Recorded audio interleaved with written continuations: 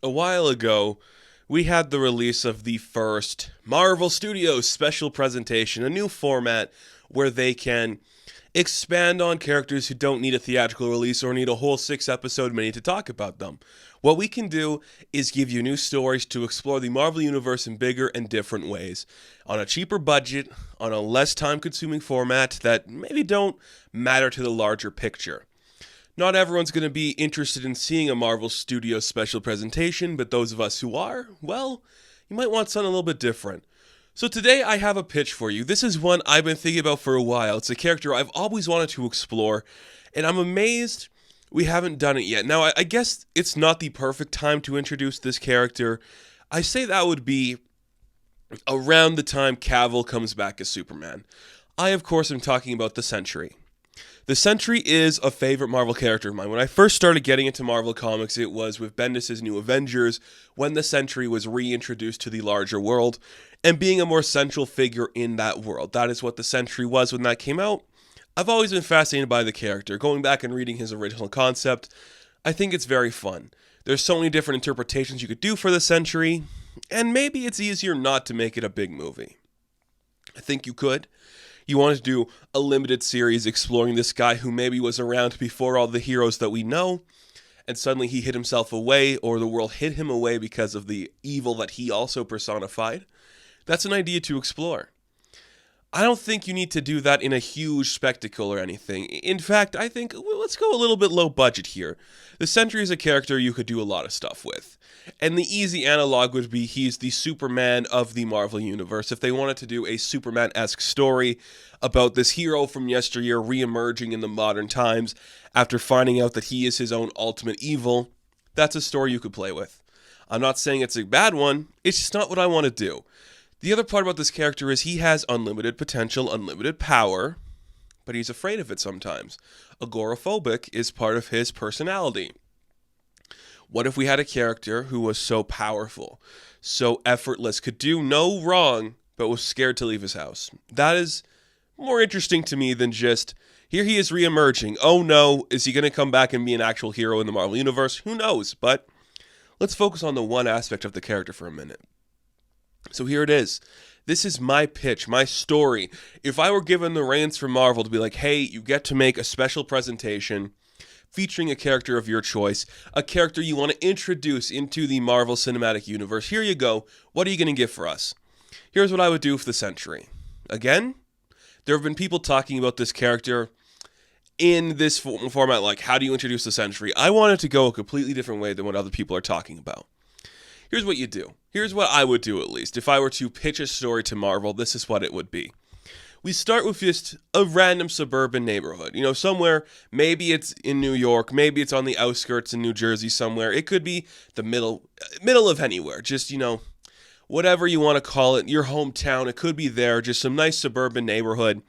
You have this one man who lives on his own, Robert Reynolds, or Bobby as we call him maybe. Bob is this average man. There's nothing special about him.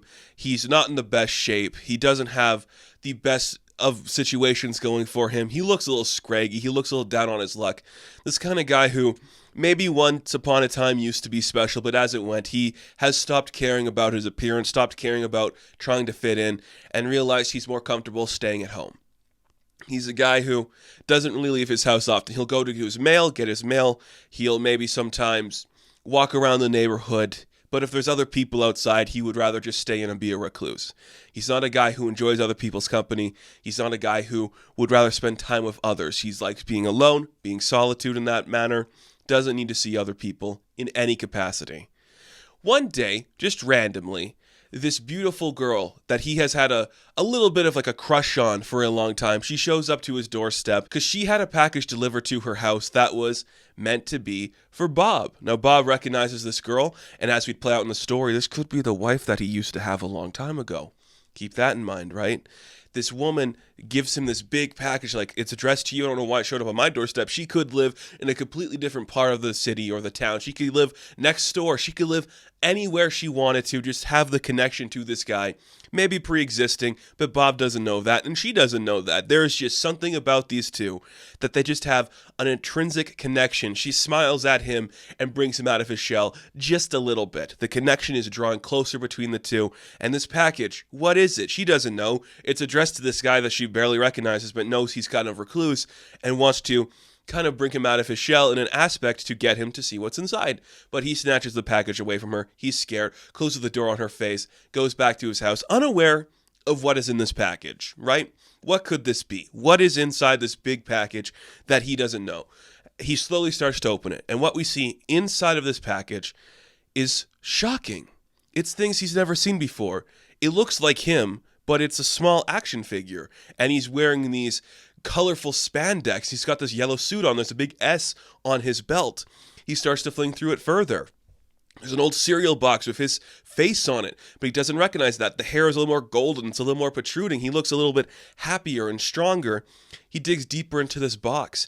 There are pictures of him on comic books fighting alongside heroes like the Avengers and the Fantastic Four, fighting Thanos, fighting Ultron, fighting these villains that he is familiar with that exist in his world.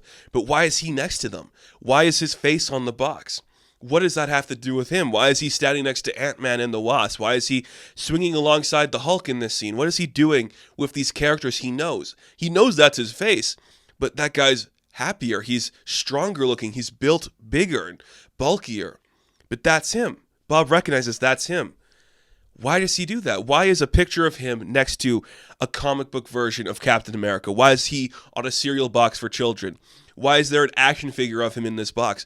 Why are there these old memorabilia of him when he has no idea what these are? And then we get the crux of this story. A man afraid of what he used to be. That is this story. Slowly, Bob starts to overanalyze the things in front of him. If that's him, how does he have a connection to this? He starts to pour through the comic books, trying to draw these connections to other people, to other things. Wait, if I know that guy, maybe they'll be able to understand this. He sees the girl who gave him the package, this girl he's had a crush on. She's in this issue where they're kissing, they're getting married. And he's like, what is this? Why is my life suddenly in this?